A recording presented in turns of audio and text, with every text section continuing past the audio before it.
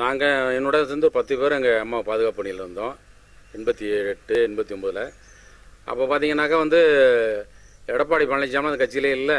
அதே போல் கேபி முனிசாமிங்கிறவரும் எந்த பொறுப்பும் ஒன்றும் இல்லை. எல்லாமே 33 ஆண்டு காலம் அந்த சின்னம்மா அந்த கட்சி வழியாக நடத்தினாங்க. எல்லாருக்கும் தெரியும். குறிப்பாக செங்கோட்டையனுக்கு தெரியும், ஓய்ஸ்மணிக்கு தெரியும், மாதிரி பல முன்னணி தலைவர்கள்லாம் தெரியும். அவங்களாம் ஏன் மௌனமாக இருக்காங்கன்னு தெரியல.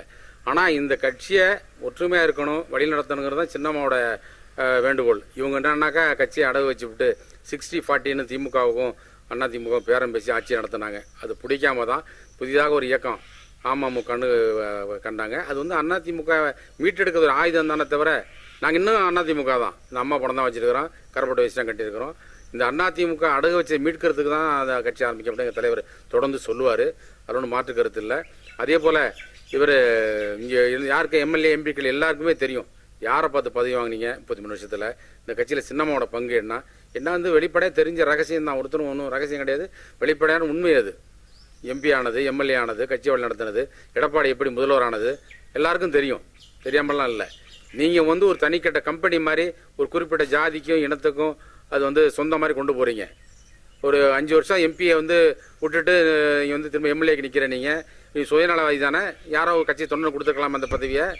அதனால் முனிசாமி, பழனிசாமி இந்த சாமியால் மட்டும் கட்சியை கவர்ந்து பண்ண முடியாது. சின்னம்மாவில் மட்டும்தான் அந்த கட்சி இயக்கத்தையும் கவர்ந்து பண்ண முடியும்.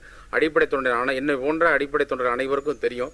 இளைஞரணி செயலர் வந்ததுலேருந்து மாவட்ட செயலாளர், எம்எல்ஏ ஆனது, எம்பி ஆனது, மந்திரி ஆனது எல்லாம் சின்னம்மாவோட தயவு தான். சின்னம்மா தான் 35 வருஷத்தை கட்சியை வழி நடத்தினாங்க. அம்மா முழுக்க முழுக்க இவங்களை நம்பி தான் பண்ணாங்களே தவிர, அன்னைக்கு நீ சொன்ன எடப்பாடியெல்லாம் எங்கன்னு தெரியாது.